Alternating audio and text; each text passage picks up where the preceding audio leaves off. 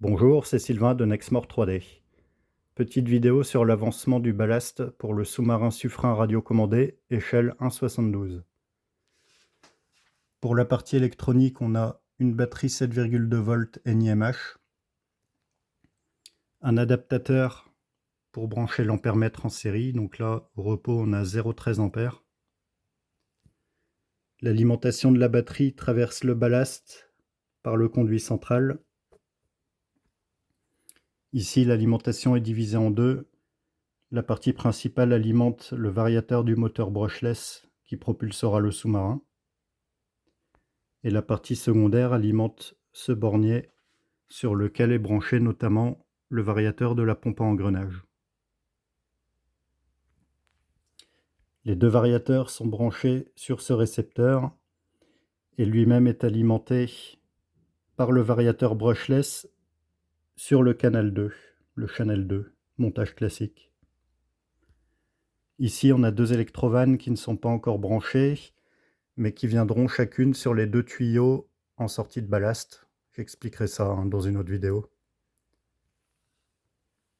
Pour finir, on a la radiocommande, double fréquence. Donc fréquence native, c'est 2,4 GHz.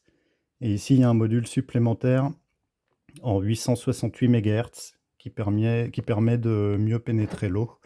C'est un module nano-TX qu'on rajoute derrière la radiocommande. En ce qui concerne le ballast, c'est un tube en plexiglas avec un bouchon de chaque côté et un conduit central pour passer l'alimentation. Ici, comme vous pouvez le voir, il y a deux tubes en laiton.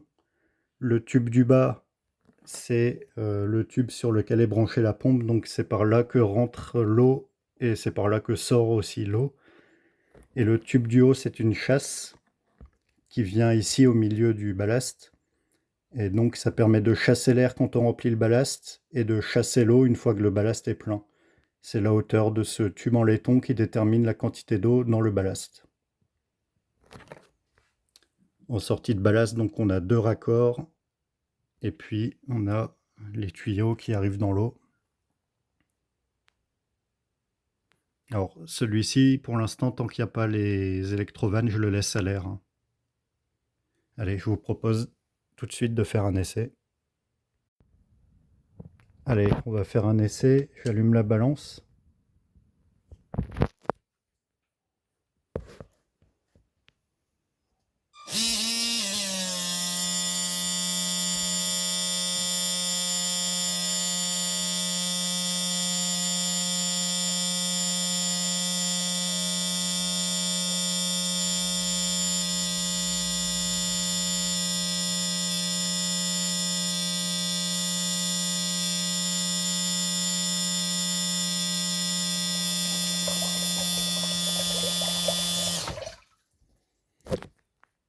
Donc là, le ballast est plein.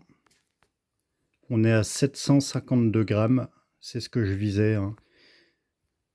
Et vous avez peut-être entendu sur la vidéo, le ballast chasse l'air parce que le tube en laiton, l'eau arrive au niveau du tube en laiton, donc ça chasse l'eau immédiatement. On ne peut pas aller beaucoup plus au-delà. Alors si on continue, vous voyez, si on continue, ça charge pas plus d'eau, ça chasse ici en fait.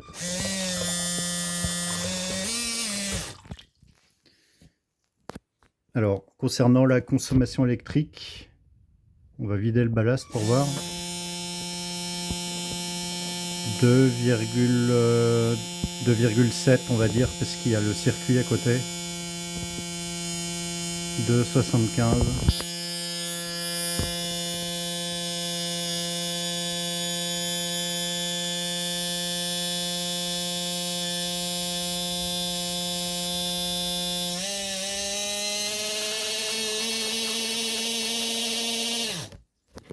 Bon, il y a un petit peu d'eau résiduelle dans le ballast. Il n'y a pas eu trop le choix sur le design. J'ai essayé d'incliner le tuyau ici. Le tube en laiton, il est incliné vers le bas pour ramasser un maximum d'eau. Mais il reste toujours un petit peu. Ici, 10, 27 grammes. On peut sans doute vider plus. Voilà, bon, en forçant, on peut vider plus, mais ça n'a pas trop d'intérêt.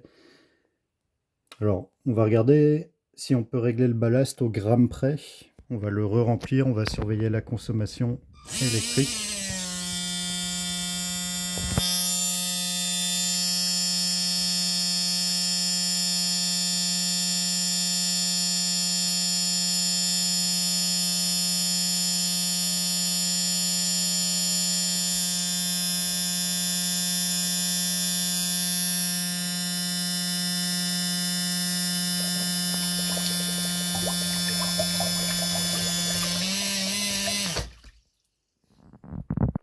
« 753 grammes.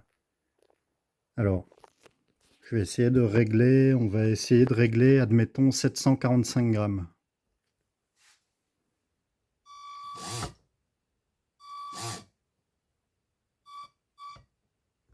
« 745, on va essayer 700. «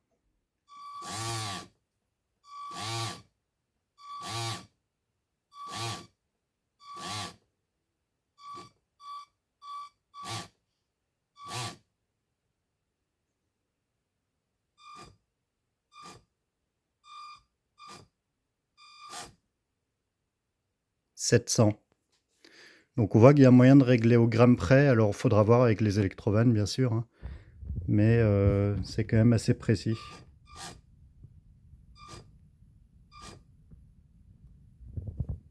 Allez, je le vide une dernière fois et j'arrête la vidéo.